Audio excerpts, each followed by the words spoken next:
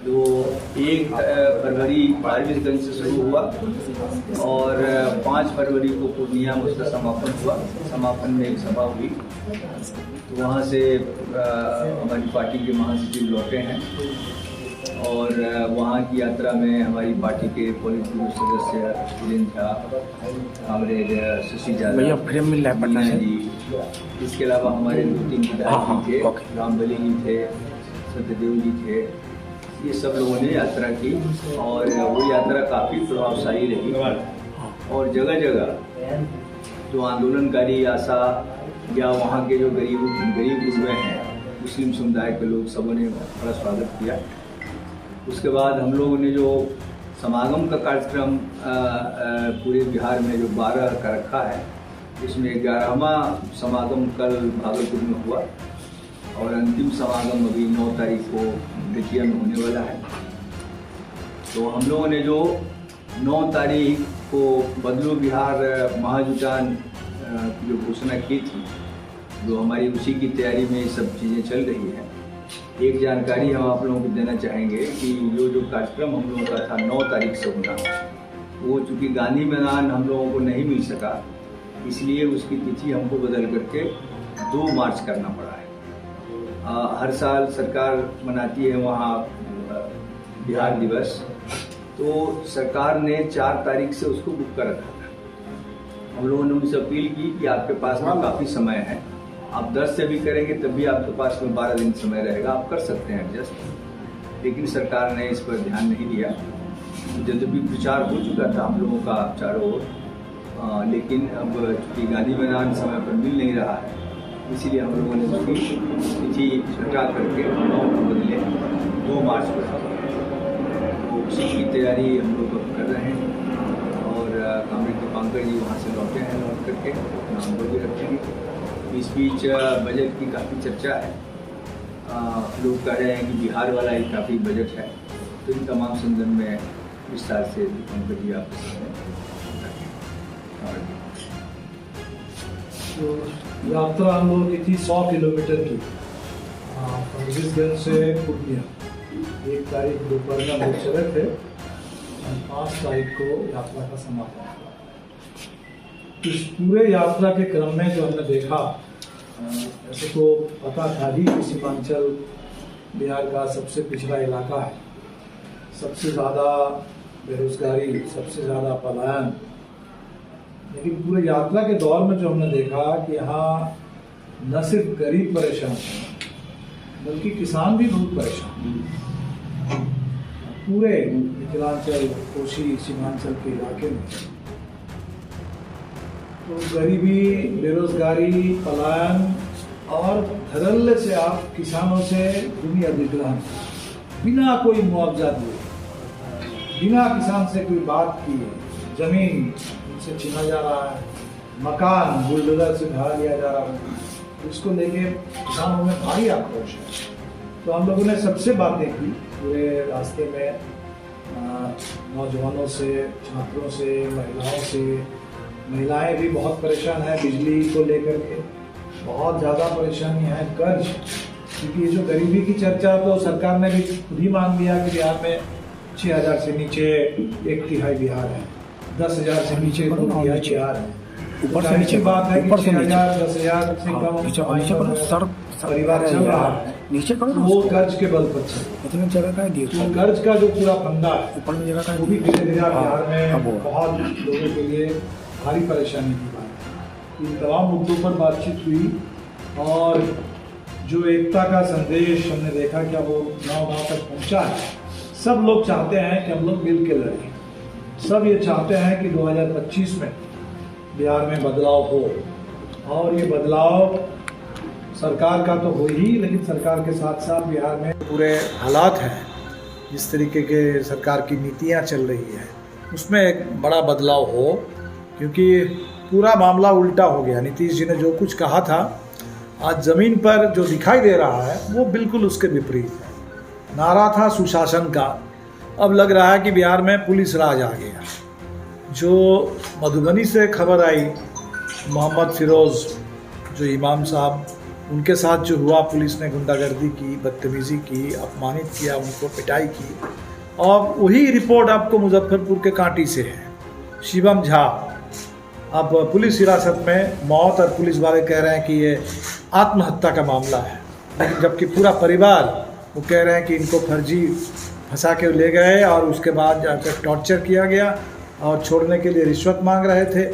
तो पूरे बिहार में, चाहे आप मोहम्मद फिरोज़ का उदाहरण ले लीजिए या मुजफ्फरपुर के कांटी से आप शिवम झा का ले लीजिए, बिल्कुल एक जैसी स्थिति है पूरे बिहार में।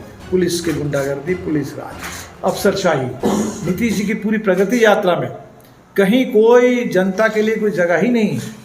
नीतीश जी बस सिर्फ जनता दल यू के, भाजपा के कुछ लोगों से घिरे हुए रहते हैं, पुलिस और अफसरशाही उसके बल पर। तो एक तो सुशासन के नाम पर ये गुंडा राज, ये अफसरशाही, ये पूरे भ्रष्टाचार बिहार में आ गया है। गरीबी के जगह विकास के नाम पर गरीबी और बेरोजगारी। अभी जिस बजट को लेके इतना हल्ला किया जा रहा है कि 12 लाख वालों को अब इनकम टैक्स नहीं देना पड़ेगा। 12 लाख का मतलब है महीने में 1 लाख। और सामाजिक आर्थिक सर्वेक्षण को देख लीजिए, बिहार में कितने लोग हैं जो महीने में 1 लाख कमाते हैं? कितने लोग हैं? 2/3 तो हमने कहा कि 10,000 से नीचे आमदनी है। 1 लाख के ऊपर बहुत गिने चुने लोग होंगे। तो कुछ गिने चुने लोग बिहार के लिए करिए, देश के लिए मान ली थोड़ा और प्रतिशत ज़्यादा होगा, तो ज़्यादा से ज़्यादा ये 5% है देश के। 95% जो बिल्कुल इससे नीचे हैं वो तो भी गायब, बजट में बिल्कुल गायब हैं। मनरेगा मजदूर बिल्कुल गायब हैं, स्कीम वर्कर्स बिल्कुल गायब हैं, ठेके पर काम करने वाले, अनुबंध पर काम करने वाले नौजवान, उनके लिए तो कोई बात ही नहीं हो रही बजट में। ये जो मखाना बोर्ड अभी कह रहे हैं कि एक बना है, तो अभी धीरेन्द्र जी बता रहे थे कि अनुसंधान केंद्र पहले भी बना हुआ था और उससे कुछ हुआ ही नहीं। वहाँ जहाँ अनुसंधान बोर्ड का दफ्तर था वहीं वहाँ गेहूँ की खेती हो रही है। तो हमने जो देखा सीमांचल में, ज़रूर यहाँ मक्के का उत्पादन काफ़ी बढ़ा है, मखाना भी उस पर लोग काफ़ी निर्भर हैं, लेकिन लोगों को रेट कहाँ मिल रहा है, कीमत कहाँ मिल रही है, मजदूरी कहाँ मिल रही है? और इसको लेकर के जो एग्रो बेस्ड इंडस्ट्री हो सकती है, वो इंडस्ट्री कहाँ है? वो सब तो हरियाणा में है, वो सब तो यहाँ से महाराष्ट्र में है, गुजरात में है। तो यहाँ उत्पादन हो और यहाँ से भेज दो। तो बिहार भी फिर एक बार, बिहार को भी ठगा गया, पूरे देश के गरीबों को ठग लिया गया। और गरीब मतलब बिहार, बिहार मतलब गरीब पूरे देश में। तो गरीबों को अगर ठगा गया तो बिहार को भी ठग लिया गया बजट में। इसलिए बजट से भी लोग ने देखा इस यात्रा के दौर में कि लोगों में जो भी उम्मीद थी कि शायद इस बार के बजट में कोई बात हो, तो जो मध्यम वर्ग के नाम पर और बिहार के नाम पर जो भी बात चल रही है वो धोखा है। उसमें गरीब को, मजदूरों को, किसानों को, महिलाओं को, आम नौजवानों को कुछ नहीं मिलने वाला। और सबसे जो शर्म की बात अभी भी है, वो 5 तारीख को जब दिल्ली में चुनाव हो रहा था, जब मोदी जी डुबकी लगा रहे थे अपने ढंग से, वो डुबकी का भी ऐसा नज़ारा है, वो तो देख करके लोग कह रहे हैं कि ऐसे भी डुबकी लगाई जाती है। तो जो भी मोदी जी कर रहे थे और मीडिया में उसकी चर्चा थी, उसी दिन अमृतसर में अमेरिकी मिलिट्री जहाज़ में हमारे 104 हिंदुस्तान के नौजवान, कुछ महिलाएं, कुछ बच्चे, उनको बिल्कुल अपराधी की तरह, गुलाम की तरह हाथ में पैर में पूरा बांध करके उनको भेजा गया अपने देश में। 40-40 घंटे उस हवाई जहाज में, जहां सिर्फ एक टॉयलेट है, हाथ पैर बंधा हुआ है। और इस पर जब संसद में बात उठी, हमारे देश के विदेश मंत्री संसद में इसको जस्टिफाई कर रहे हैं, कह रहे हैं कि अमेरिका का ऐसा ही नियम है और हम बिल्कुल अमेरिका के साथ हैं। एक शब्द भी नहीं बोल रहे हैं कि हमारे देश के नागरिकों के साथ ये अन्याय हुआ है, उनको अपमानित किया गया, ये देश का अपमान है। एक बार के लिए भी इस संसद में खड़े होकर के देश के प्रधानमंत्री तो चुप है और विदेश मंत्री भी एकदम बिल्कुल अमेरिका के पक्ष में खड़े हैं। जबकि वही दक्षिण अमेरिका का छोटा सा देश है कोलंबिया, हमारा तो 140 करोड़ आबादी है, दुनिया के सबसे ज़्यादा आबादी हिंदुस्तान में है, चीन से भी ज़्यादा। 5 करोड़ का देश है कोलंबिया। और उस देश के राष्ट्रपति ने कह दिया, जब वहाँ ये प्रस्ताव भेजा गया था कि अमेरिका के सैन्य जहाज में भेजा जाएगा कोलंबिया के नागरिकों को। उन्होंने कहा कि बिल्कुल नहीं, अमेरिका के किसी मिलिट्री प्लेन को हम कोलंबिया के धरती पर उतरने नहीं देंगे। हमारे देश के नागरिक है, अगर अमेरिका को लगता है गैर कानूनी है, अमेरिका में वो उनका स्वागत अगर नहीं है तो हम उनको वापस ले लेंगे, लेकिन वो कोई अपराधी नहीं है, हमारे देश के नागरिक हैं। और उन्होंने विमान भेज करके अपने देश में लोगों को बुलाया, और जब बुलाया तो वहाँ उनके देश के नेता मिलने गए। कल पंजाब में भी हमने देखा, पंजाब के सरकार के प्रतिनिधि, पंजाब के मुख्यमंत्री, पंजाब के और मंत्री मिलने गए, और यहाँ कोई पता ही नहीं है पूरे देश का। तो इतना ज़्यादा ये जो मोहन भागवत कह रहे थे कि 2024 में आज़ादी आई है राम मंदिर बनने से, वो कैसी आज़ादी है? ये गुलामी को आज़ादी बता रहे हैं, अमेरिका के सामने घुटने टेक रहे हैं, पूरे हिंदुस्तान के सारे स्वाभिमान, पूरे आज़ादी, देश का पूरे पहचान सब मिट्टी में मिला दे रहे हैं। और बजट में भी अगर आपने देखा होगा, जो ट्रंप ने धमकी दी थी कि हम शुल्क लगा देंगे, टैरिफ लगा देंगे, और उससे पहले ही इन्होंने अमेरिका से हम जो देश में आयात करते हैं, महंगी आयात, उस पर शुल्क घटा दिया ट्रंप को खुश करने के लिए। ये है बजट का सच, अमेरिका को खुश करने वाला बजट, हिंदुस्तान के बड़े अमीरों को छूट देने वाला बजट, और कुछ मध्यम वर्ग के नाम पर हल्ला कर रहे हैं। वो हल्ला ये है क्योंकि बाकी तो आपके रुपया गिर रहा है, शेयर बाज़ार में लगातार गिरावट जारी है, तो मध्यम वर्ग के भी कुछ उच्च मध्यम वर्ग का अगर थोड़ा बहुत पैसा शेयर बाज़ार में अगर लगा हो वो तो डूब रहा है। तो इसलिए आपको महंगाई अगर है, जीएसटी अगर सबके लिए ज़्यादा है, वो तो सबको देना पड़ेगा। इसीलिए ये लोगों को कुछ धोखा दिया जा रहा है। यहाँ कहीं भी बजट में सुनवाई किसी की नहीं हुई। तो हम लोग ये जो बदलो बिहार महाजुटान है, कल हमने भागलपुर में भी देखा कि व्यापक लोगों में इसकी एक तरीके से लोग खुद चाह रहे हैं पूरे बिहार में कि एक जमकर आंदोलन हो, पूरी एकता के साथ आंदोलन हो। ये जो चुनाव का साल है, दिल्ली में क्या हुआ है चुनाव में, वो तो रिज़ल्ट तो पता चल जाएगा कल। जो हिंसा हुई, जो वोटर लिस्ट में हेरा फेरी हुई, जो लोगों को गुमराह करने की पूरी कोशिश हुई, वो सब हमने देखा है। तो बिहार ने झारखंड को भी देखा, बिहार ने अभी दिल्ली को भी देखा। तो लोगों की जो चिंता हमने देखी कि चुनाव जब भी हो, चुनाव बिहार के मुद्दों पर, जनता के सवालों पर चुनाव।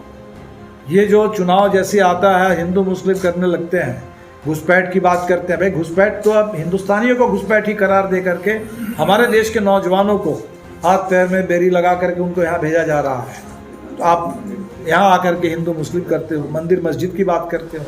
तो बिल्कुल बिहार ये चाहता है कि बिहार के मुद्दे पर, गरीबों के सवाल पर, रोज़गार के लिए, यहाँ शिक्षा के लिए, स्वास्थ्य के लिए, ये जो एजेंडा है, गरीबों की बेदखली के खिलाफ, किसानों की ज़मीन छीनने के खिलाफ, किसान की खेती, गरीब के लिए उनके अधिकार, उनकी ज़मीन, उनका मकान, उसकी गारंटी, ये मुद्दे हैं। तो बिहार के जो असली मुद्दे हैं, जो ज़मीनी सच है, और उस असली सवालों को लेकर के लड़ने वाले जो बिहार के लोग हैं, उनकी एकता और उनके पूरे एकताबद्ध संकल्प बिहार को बदलने के लिए, ये है हमारे पूरे 2 मार्च। अभी कुणाल जी ने आपको बताया कि ये तो हैरानी की बात है, नीतीश जी शायद ये सोचते थे कि पूरा मार्च महीना अब गांधी मैदान में भी लोगों को रैली नहीं करने देंगे, गर्दनी बाग तक लोग जाएंगे, गर्दनी बाग में भी लाठी मार करके लोगों को चुप करा देंगे। बीपीएससी के नौजवानों के साथ जो हुआ है, अक्सर यही हो रहा है कि लाठी से लोगों को चुप करा देंगे, गांधी मैदान से कोई आवाज़ ना गूंज सके। बिहार में इसकी कोशिश करेंगे, तो बावजूद इसके लोग आएंगे 2 मार्च। और हमें तो लगता है कि पूरे बिहार भर से जैसे संकेत है संघर्ष की ताकतों का महाजुटान, बिहार के तमाम जन आंदोलन की ताकतों का, अलग अलग जन संगठन, हर छोटे बड़े, हम तो देख रहे हैं कि नीतीश जी ने सब लोगों को नाम दे दिया, किसी को स्वच्छता प्रहरी, किसी को रात्रि प्रहरी, किसी को कुछ नाम दे दिया लोगों को। काम किसी को नहीं, काम का सम्मान नहीं है, काम का दाम नहीं है, तो बस नाम, विकास की बात रोज़गार के नाम पर अलग अलग लोगों को दे दिया है, टाइटल दे दिया है, लेकिन कहीं कोई उनका सम्मान नहीं। तो लोगों में भारी नाराज़गी है, भारी आक्रोश है। और बिहार के लोगों को ये पता है कि नीतीश कुमार की सरकार सच कहिए तो भाजपा की सरकार है। नीतीश जी है तो अभी एनडीए का एक मुखौटा बने हुए हैं और बिल्कुल उसमें दाएं बाएं ऊपर नीचे आगे पीछे से भाजपा ही भाजपा है। ये जो कुछ भी 20 से 20 साल में बिहार ने झेला है और जो अभी इस समय बिहार में भारी लोगों में नाराज़गी है वो भाजपा के खाते में ही मेनली जाता है। और इसीलिए कहीं से भी बिहार उत्तर प्रदेश नहीं बनेगा, बल्कि झारखंड ने जैसा उदाहरण पेश किया है, झारखंड के मुद्दों पर लोगों ने चुनाव लड़ा। महिलाओं के सवाल, वहाँ 2,500 रुपये महिलाओं को मिल रहे हैं। हमने देखा कि यहाँ बिहार में भी महिलाओं में मांग है कि अगर झारखंड में ये पैसे मिल सकते हैं 19 से 49 तक को 2,500, तो बिहार में 3,000 क्यों नहीं? बिहार में 400 रुपये का जो पेंशन मिलता है, 3,000 रुपये का पेंशन क्यों नहीं? झारखंड में अगर 200 यूनिट बिजली फ्री, बिजली का बकाया बिल माफ़, तो बिहार में क्यों नहीं? तो बिहार में ये जो मुद्दे लोगों में चर्चित है, लोगों की मांग उठ रही है, इन्हीं मांगों को हम पूरे बिहार भर में और ज़्यादा प्रचारित करेंगे और इसको लेकर के संघर्ष को तेज करेंगे। तो 2 तारीख आप लोगों से भी आग्रह रहेगा कि आप भी आए। आप लोगों की भी बात हम ही लोग करते हैं। पूरे प्रेस की आज़ादी, पूरे देश में जो रोक है इस समय यूट्यूब पर भी, यूट्यूब को भी ख़त्म करने की कोशिश हो रही थी, तो हर तरह की पाबंदी के खिलाफ लोगों के अपने सम्मान, लोगों के अपने अधिकार, उनकी आज़ादी, संविधान की रक्षा, इसी के लिए आप लोग लड़ रहे हैं। तो आपसे भी अपील करेंगे कि आप लोग भी ये जो बदलो बिहार महाजुटान के जो संदेश है और उसमें जो जन जन की भागीदारी, जनता की जो उम्मीद है, आप भी इसको लोगों के बीच में थोड़ा ले जाएं। आप तमाम साथियों का बहुत बहुत शुक्रिया। कोई अगर सवाल हो तो जवाब देंगे। लालू जी ने घोषणा कर दी है, उसमें आप लोगों से बात